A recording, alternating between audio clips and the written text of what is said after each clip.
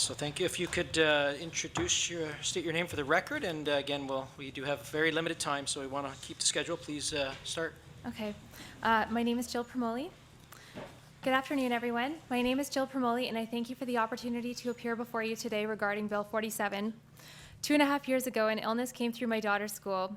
When Isla came down with it on Monday, May 2nd, her teacher told me that this nasty bug had been going through the class for about a week and a half, and everyone had had it.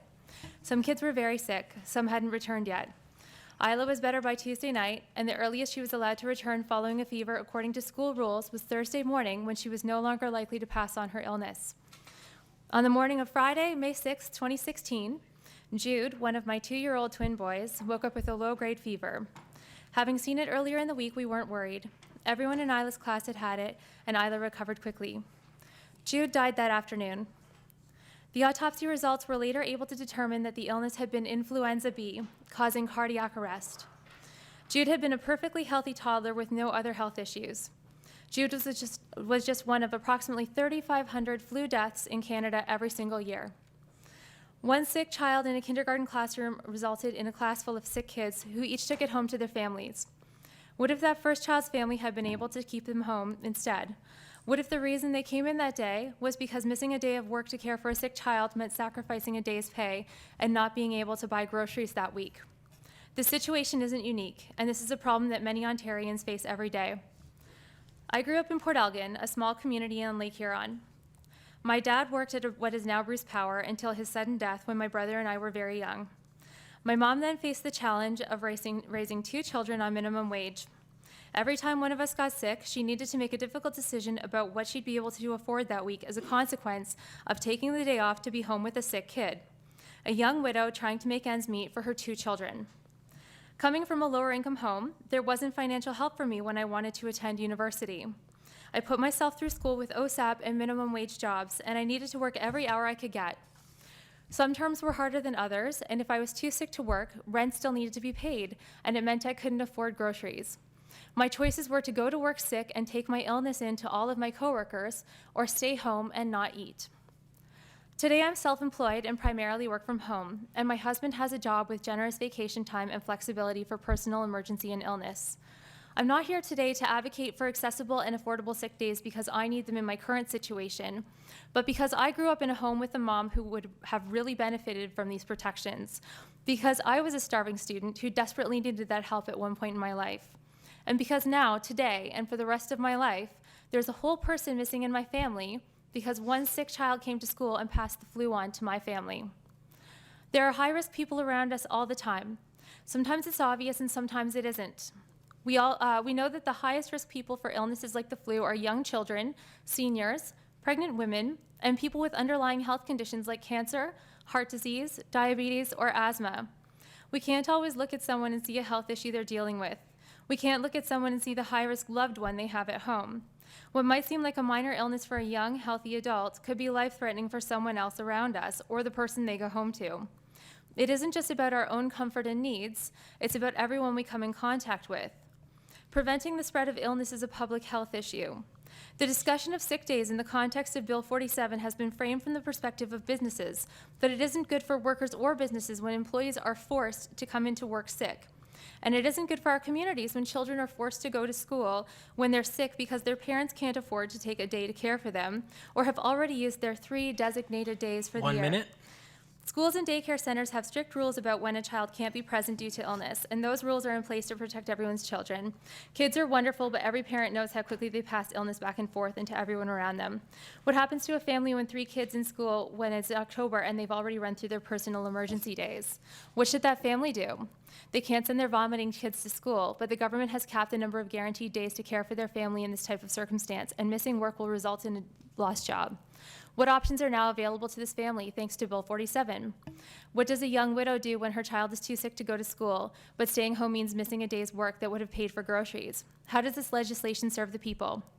On October 30th, 2018, Minister Lisa MacLeod stood up in legislature and said, "The best social program in the province of Ontario is a job. But what if your position is so tenuous that an illness lasting more than 3 days can put you out of work?" Bill 47 increases the chance that many people will get sick at work and be forced to go into work because of the illness they've contracted there, continuing to pass it on. Appreciate your testimony. We're going to move to the government side for questioning, so I'll start with Ms. Marteau.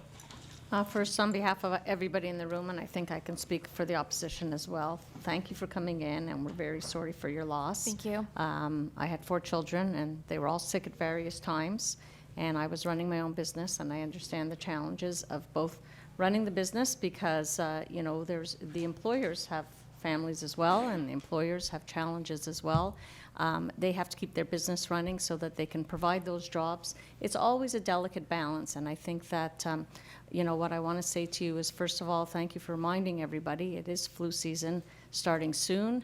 The snow is starting to fall outside, I hear. I'd like to go out and see it. But we want to make sure that people who can get the flu shot because there are many people who cannot have the flu shot, and often those are the people who are vulnerable. So I want to thank you for highlighting that. And I just want to ask you, maybe if you can talk just a little bit about not having that type of precarious employment where, you don't have that great relationship with your employer, and the employer's worried about, just keeping his business doors open, that what we can do as a society, as a community, to encourage employers and employees to work together to support the businesses, to support the jobs, to support the workers and their families, to create that kind of culture, because that's what we hear from many of the business owners and their employees, is that it's like a family and they do support each other. Okay, I'm not entirely sure I understand the direction of your question. I just but, sort of that it's not all about rules and regulations, but in terms of I'm assuming that you're working and you've had jobs where you had to choose between going to work or staying home with a sick child. Yeah, well, and I've been in a situation where I've had to choose between going to work or staying home, and then staying home meant I didn't get paid, and then I couldn't buy groceries that week. I have been in that position, and so this is where we're looking at this situation where we're taking away 2 paid sick days. And I hear from a lot of people. I talked to my own MPP, who is a Conservative in my riding, about this situation. He said, well, it's only 2 sick days. It's really nothing. And I said to him, well, if you're a young widow who's looking after 2 children and you really need every hour that you can work so that you can take care of your family, those 2 paid sick days mean that you're buying groceries those two days. You can afford to look after your children. So I understand that there are challenges as a business owner, because I do own my own business, where you do have to look after your own bottom line at the same time too. But we do have to make sure that when we do have employees, that we're looking after them also. And we have to make sure that if somebody is sick, that they also can, that we're employing people that can afford to go home and live on what we're paying them. And I guess all I'm sort of saying is that the vast majority of employees that we've spoken to and employers do respect the fact that people have families and they want to support their employees. People need their employees. They want to support their employees. They want to hold on to their employees. And I think it's that culture that we really need to all work together. It's not just about government regulations and standards and rules. It's about creating that culture. So I really want to thank you for coming in. Of course. I guess my question back to you then is, what about employees who are in a situation where they don't have an employer who is taking proper care of them, who's making sure that they have the flexibility when their children are sick? So, there are families who are sending their sick children to school because they don't have the option to stay home with them. And then we have a class full of sick kindergarten children. And then we have people who are losing their lives. I mean, 3,500 Canadians are dying from the flu every single year. And to me, that's shocking. I don't know if you've seen the handout that came around, but that's a town the size of Southampton or Bobcaygeon. 1 minute. That's twice as many people as dying from car accidents every single year. It's a shocking number of people dying from a preventable illness. And while the flu shots are our best first defense, when people do get sick, it is so important for people to stay home, because when we stay home, we're not taking it into work and making more people sick and causing more people to have to stay sick as a result.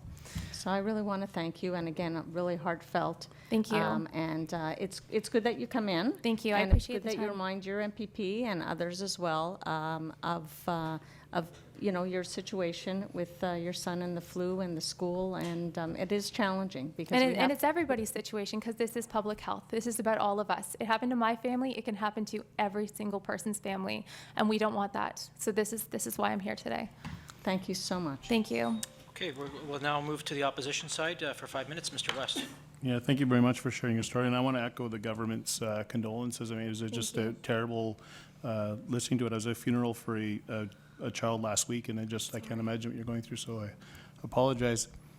I want to say as well, my wife is a teacher in a kindergarten, and I can attest that there are many children who are showing up with I call them the double barrels going down, and they show up sick because their parents can't afford not to miss work. And it does spread all through everywhere, and it affects my family and my wife and goes through there. Before I go on, though, I just wanted to offer you, was there more that you wanted to say when you ran out of time in what you were reading? Oh, just thank offer you. that time. Yes, let's see, I don't know where I left off. Oh, preventable illness killed my child. Withdraw Bill 47 for the sake of public health. The family you protect might be your own. 77% of Ontarians oppose this legislation. The government ran on a platform of being for the people and ending hallway medicine, and Bill 47 works against both of those objectives. So this is something that we heard over and over through the campaign.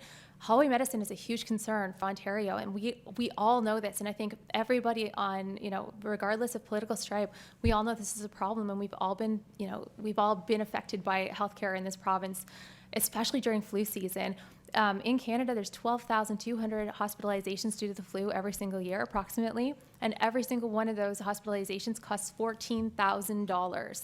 And in Ontario, where we have so many people, that's a lot of money we're spending on the flu and a lot of resources that we're directing to a preventable illness. Now, if we could keep more people home when they're sick instead of sending them into the workplace, then we'd have fewer people getting sick, passing it to how many people when they go to work, when they get on the GO train, when they go to the doctor's office for a doctor's note. If we can keep them home instead and just say, you know what, stay home, rest, take your days, and avoid passing it to everybody, then we're going to have fewer people ending up in the hospital. We're going to have fewer people dying. And it's as simple as, avoiding spreading it to the people around us. Thank you. Okay, Ms. Fife? Thank you very much, Chair, and thank you very much, Ms. Promoli, for coming in. I just want to let you know that the NDP is going to be introducing an amendment to address the sick days because the evidence and the research shows that there is a negative, consequence, not just from a compassionate or humanitarian perspective, but the cost to the healthcare system and on the economy when people don't have access. And, some people have said, oh, it's just 2 days, but you've made a very compelling case, and I hope the government is listening, and I hope they support our amendment to keep the 2 paid sick days in Bill 47. I mean, that has to be something that we can find some common ground on. And it is about rules and regulations, as you pointed out, because if people don't have a union and they don't have those benefits, all they have is the Employment Standards Act. That's all they have. Mm-hmm. So it's not just about a feel-good moment here. It has to be embedded protection for workers. Would you agree? Absolutely. I have a friend who's a teacher in a private school, and her employers are not good. Yeah. And so they do have to rely on the Employment Standards Act for their sick days. Yeah. And she teaches kindergarten, so she gets her 2 paid sick days and then the additional 8 days, which now are going to be defined, according exactly. and 2 days for bereavement. Okay, so your spouse died. I'll see you Wednesday.